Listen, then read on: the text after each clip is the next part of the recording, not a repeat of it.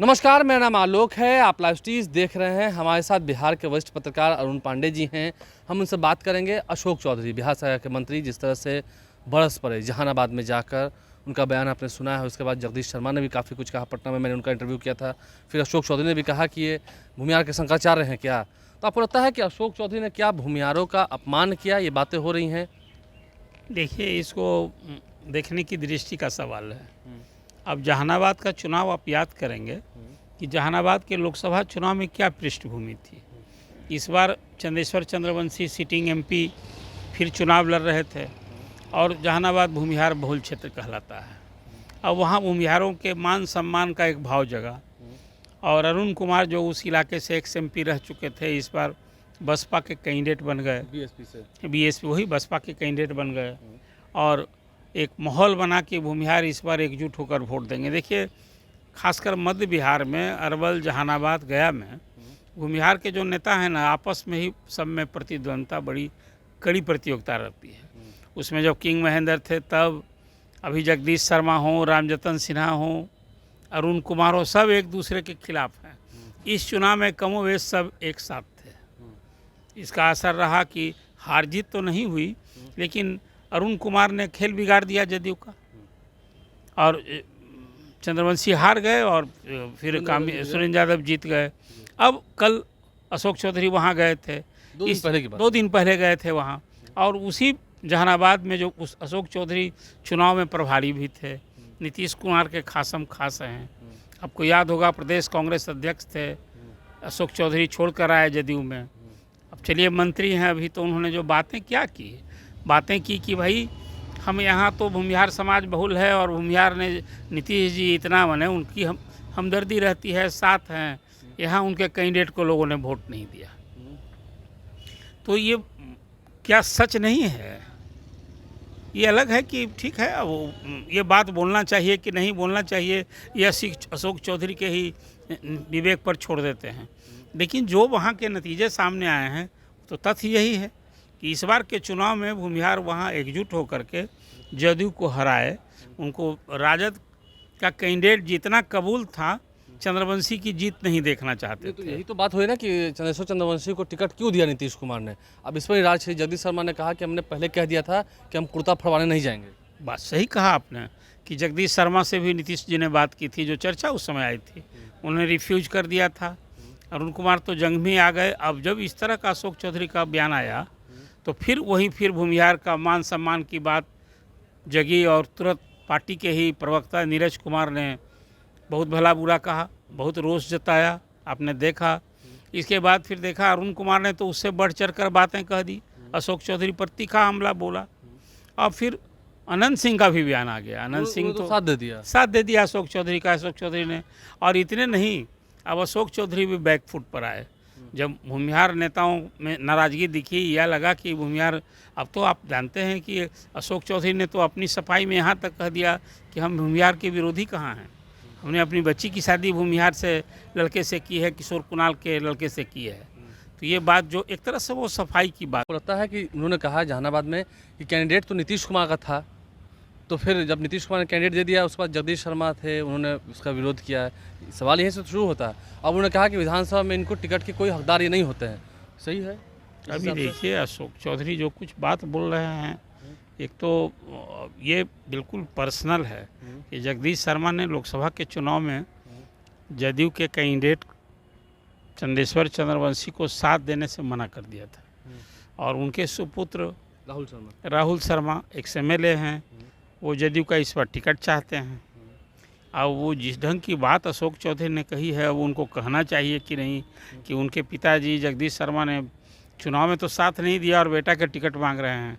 वो ये कह रहे हैं कि भूमिहार समाज जो है, प्रमोद चंद्रवंशी जो नीतीश कुमार के कैंडिडेट थे जहानाबाद के, इस चुनाव में साथ नहीं दिया, इसके चलते हार हो गई। ये बात भी सही है कि जहानाबाद एक भूमिहार बहुल क्षेत्र है और पिछले चुनाव में तो वो जीते थे 2019 के चुनाव में। लेकिन इस बार एक परसेप्शन बना था कि भाई भूमिहार बहुल क्षेत्र से इस बार कैंडिडेट बदलना चाहिए। प्रमोद चंद्रवंशी के खिलाफ एक एंटी इनकम्बेंसी फैक्टर भी थी चंदेश्वर चंद्रवंशी के खिलाफ।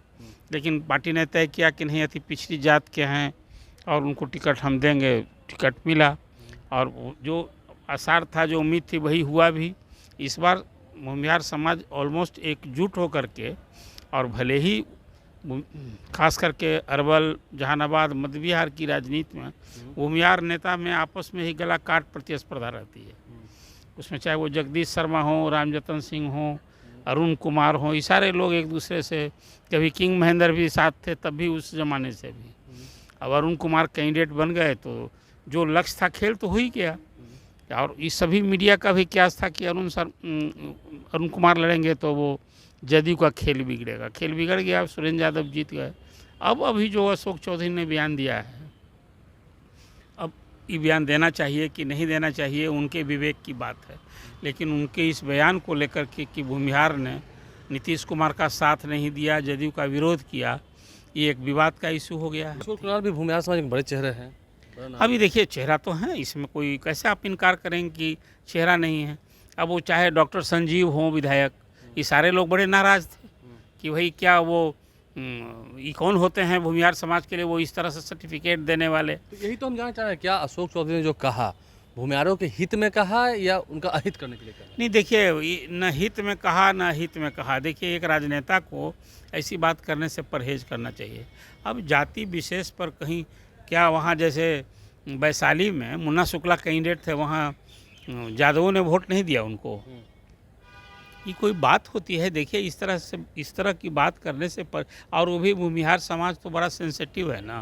उन्हीं सभी इस बिहार असेंबली में भूमिहार विधायक हैं, उसमें जदयू के भी 5 विधायक हैं। अभी जदयू तो भूमिहार समाज जो है वो LT लालू वोट के रूप में उसकी पहचान है, तो वोट तो NDA को दिया करता है। तो फिर ऐसी बात अशोक चौधरी यदि कर रहे हैं तो ये सचमुच में ये पार्टी का नेतृत्व असहज होगा, ये तो कह सकते हैं। इसलिए सफाई में अशोक चौधरी को बात कहनी पड़ी। लेकिन अनंत सिंह कह भी तो रहे थे कल कि क्या गलत कहा उन्होंने तो सबको एकजुट करने के लिए कहा, वो तो भूमिहार विरोधी नहीं है। देखिए, अब ये बात तो वो सर्टिफिकेट दे रहे हैं अनंत सिंह, वो जाने। लेकिन जो बात वही तो मैंने आपसे कहा कि देखिए, इस तरह की बात करना क्या उचित है, नहीं करना चाहिए। अभी तो जदयू के अंदर ही, या कहिए भूमिहार समाज में ही, कोई अशोक चौधरी के पक्ष में बोल रहा है। नीरज कुमार यदि खिलाफ बोल रहे हैं तो समझिए ललन सिंह खिलाफ बोल रहे हैं। ललन सिंह का तो बयान नहीं आया उस हिसाब से कि नहीं अशोक चौधरी ने जो बातें की वो सही कही है। कुल मिला जुला कर ऐसे भी अशोक चौधरी थोड़ा, चाहे वो बरबीघा की राजनीति हो, आप विधायक सुदर्शन का वो जरा सा आप याद करें, क्या उनकी शिकायत थी कि भाई वो अपने दामाद को लड़ाना चाहते हैं शायन को वहाँ से, बरबीघा से, इसीलिए पृष्ठभूमि तैयार कर रहे हैं।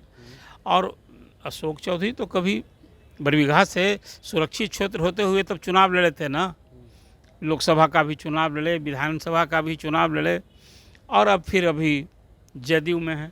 तो मैं मानता हूं कि बात सही है कि एक जदयू के अंदर ही, अब अभी देखिए केसी त्यागी का इस्तीफा हो गया, हालांकि उसके अपने कारण थे, लेकिन उसको भी लोग जोड़ने लगे कि भाई अशोक चौधरी ने जिस ढंग से भूमिहार समाज पर टीका टिप्पणी की है, तो एक वो भी कारण है उनके पद छोड़ने का।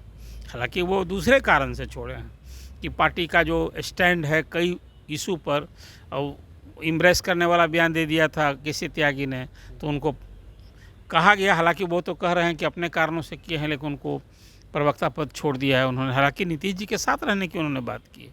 तो कुल मिला जुला कर अभी भूमिहार को लेकर के एक अजीब सी बात हो गई है जदयू में। जो उनके साथ रहने वाला वोट है वो अशोक चौधरी के इस बयान से है। अब दोनों तरफ से आरोप पलटवार सब हो रहा है।